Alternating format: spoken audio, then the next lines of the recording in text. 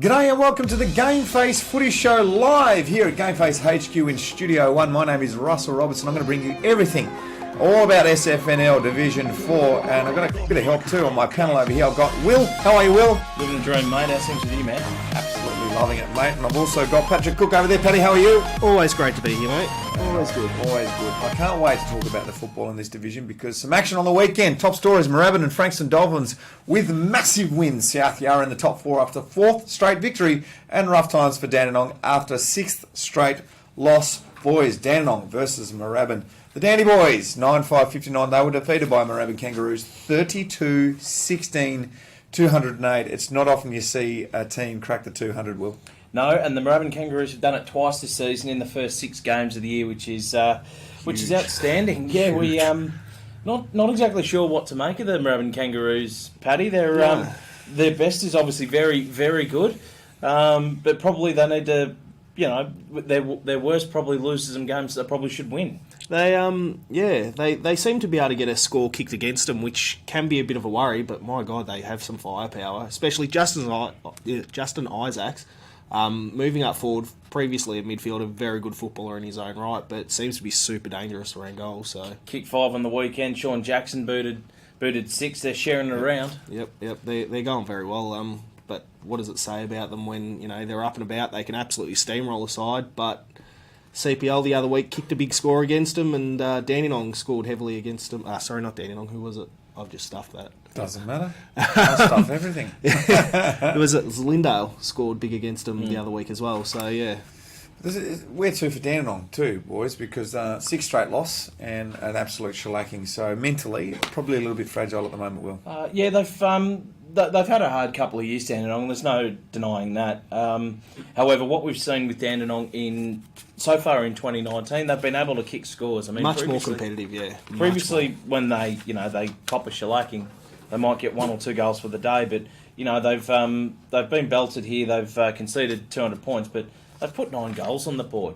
And I don't think a win's too far away. They've been, as you say, a lot more competitive than they've been in previous years, and they've got to keep their heads up. I can't see them going through winless, but I still think even if they did go through winless, even though they won 2 games I think last year, it's still an improvement where they are. They've been much more competitive against most sides.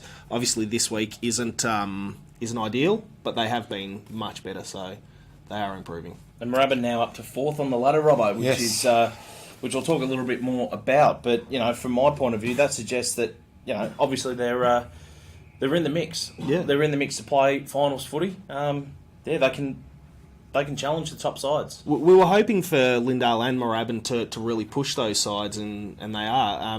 The one that's CPL that's dropped back, and Moorabbin clearly just stepping over the top of them. So interesting to see how that progresses through the season. Can Moorabbin keep it up? I hope so. Yeah, 4 or 5 teams there, the top 4 definitely, but there is one team that is absolutely steamrolling at the moment. That is the Lightning, 14-16-100. They defeated Hallam 2-4-16. Not a lot of goals there. 2, just the 2, the solitary, not the solitary, but the 2 there.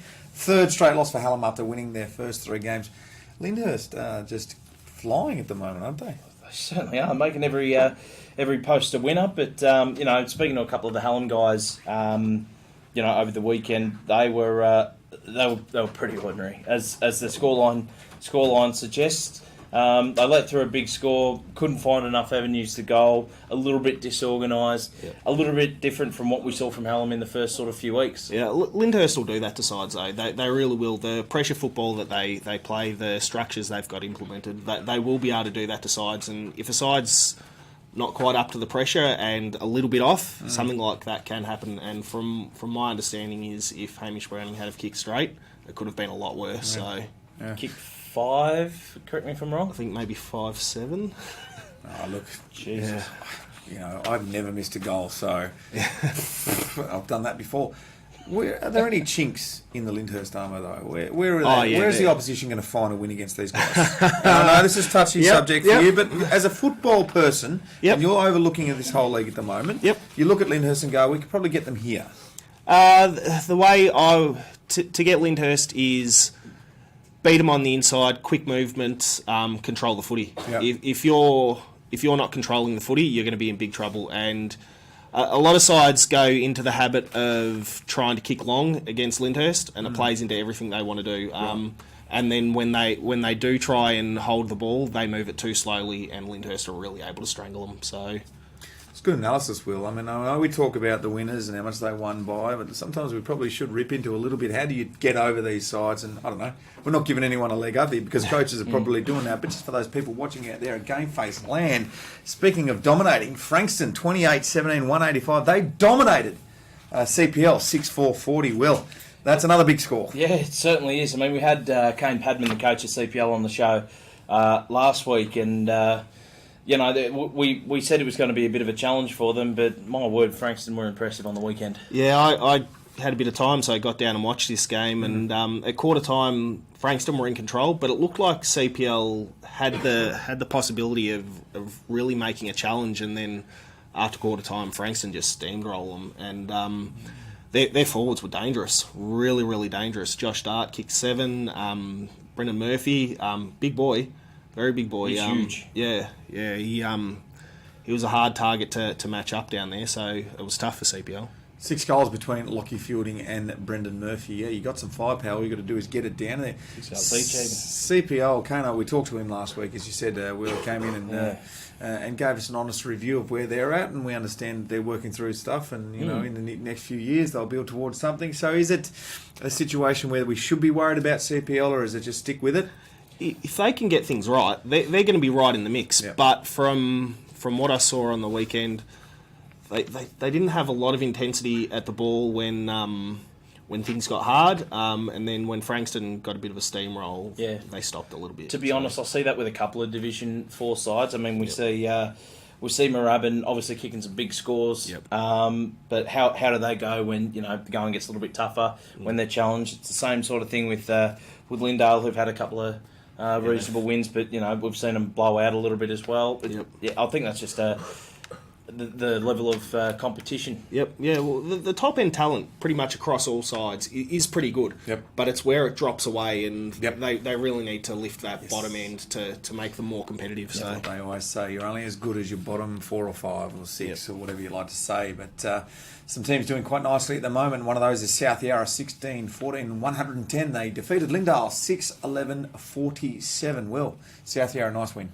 Nice little happy hunting ground that they've found. They're now playing out at Lee Park in Baldwin. Second straight home game, 4th win in a row. They're on a big roll. It's good for them, and good to have a couple of home games. They're learning how to play that ground, because all the grounds have their little differences, and to be able to play a couple of home games there and kick a couple of good scores as well. So they're going well. They're going really well. No, very good to see there from the Arrows, and hopefully they can keep it up. Let's move on to the ladder now. After round 6, you said Lyndhurst again on top there with a very healthy percentage. But speaking of percentages, Frankston did nothing to damage theirs. They moved up quite high on theirs, 196.10. But those 4 top teams, they look really strong, don't they, Will? They certainly do. The really interesting one I find, number 4, Moorabbin, sitting 4th, 3-3 from 6 games, a percentage of 165 with 3 losses. You look at their fours, 723 points kicked in 6 games, which is clearly the best in the competition. Frankston Dolphins next on 638, and then after that it falls away. So, as you suggested off the top, Paddy, their firepower can really can really test the top sides, and if they can get it right, watch out. Yeah, it could be scary at the back end of the season if they can get it right come finals. They could really challenge anyone, which is what you want, and you've really wanted Moorabbin for a few years to be able to push up and be able to do that. So good, really good for the division. And obviously Dandenong just sort of down the bottom just quickly. Still looking for their first win, but I reckon it won't be too far away. Paddy, you look at that those top teams there, and you're looking towards the one that's going to play the most consistent football and obviously keep winning. Obviously, the Lightning are doing that at the moment, but the other teams, are they playing consistent footy, or is there a bit up and down stuff?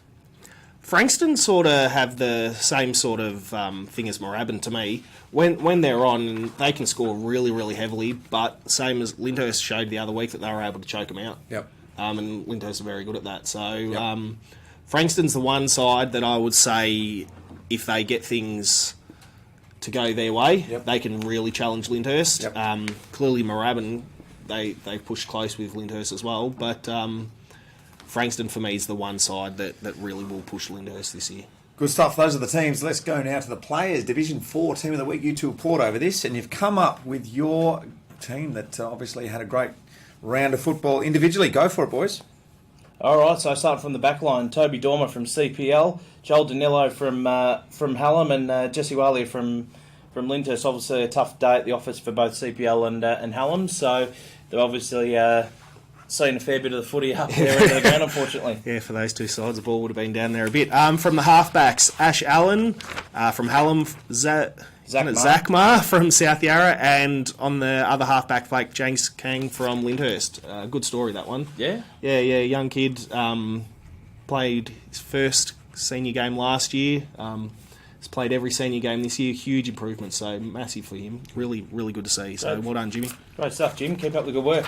And the centre line, Hugh Cullen-Sculls, one of your blokes from Lyndhurst, two dads, as you good old two dads, cracking bloke. So yeah, no, good work there, Huey. Zach Rattray from Rabin, good game on the weekend, and Sam McRae from Rabin as well. They had a good win, and a couple of guys there in the centre line. Underrated name, Hugh. Yeah. Hugh is a good name. There needs to be more. So yeah, it's high quality. From the half forward line, Sean Jackson from Moorabbin, Brendan Murphy from Frankston Dolphins, as I said earlier, absolute monster of a bloke. So yeah, and Justin Isaac from Moorabbin. Plenty of goals on that half forward line, that's for sure. The forward line, Josh Dart from Frankston Dolphins, Hamish Browning from Lyndhurst, if only brought his kicking boots on the weekend, wowee. And Lockie Fielding from Frankston Dolphins got amongst the goals as well. 18 goals on that line too, I'd say. So yeah, not bad. In the rucks, Scott Steghouse, Jared Murphy, and Sam Ferrari, who I'm hearing battled extremely hard and was one of very few contributors. So. Solidly built player, and he really cracks in, and expect him to roll the sleeves up when the going gets tough. And on the interchange, we got Alex Wilson from CPL, Shaheen Merchant from South Yarra, Josh Stanton from Rabin, and Trent Day from Lindale. Very nicely done, boys. That was the team of the week. Well done to all the individual players in there. Let's move now to round 7, the fixtures and the tips. I want to get your tip, boys, for the first game here. Lindale, they'll be hosting the Lakers. Can I call them the Lakers? Does anyone call them the Lakers? I think they're the Lions. The Lions. I like that. They'll take whatever. I like to just do whatever I want. Call people whatever I want. Karen Patterson Lakes going down to Lindale. Who's going to win that and why? Lindale will see this is a match that they can win for CPL, for them to stay in the mix and to hope to be able to take this into the back half of the season and really challenge. They have to win. Okay. I'd pick CPL on past form, but that said, Lindale have showed that they got within 9 points of Lyndhurst, so on their day they can be really competitive. So I will tip CPL, but it'll be tough. It's as you said, you hit the nail on the head. It's one of the games that CPL can't afford to lose. Lindale not without a chance, but CPL will be too good, I would have thought. Will, you said Dandenong will get a win soon. Will it be this week as they travel down to Lyndhurst to take on them? No. Short answer, no. Lyndhurst obviously undefeated and travelling very nicely. Dandenong still looking for that first win. Bit of a gap in class, unfortunately. Lyndhurst easily.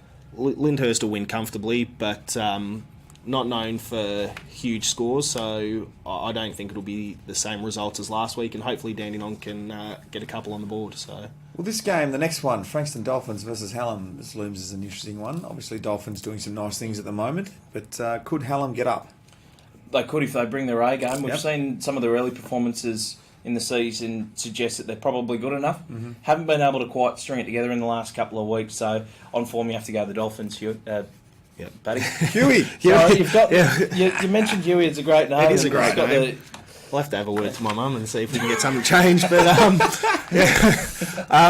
Dolphins for me, Hallam won't come across the same sort of defensive setups that they came across last week, but what they will come across is a high-scoring, quick-moving ball side. So Frankston for me, but Hallam are not without a chance.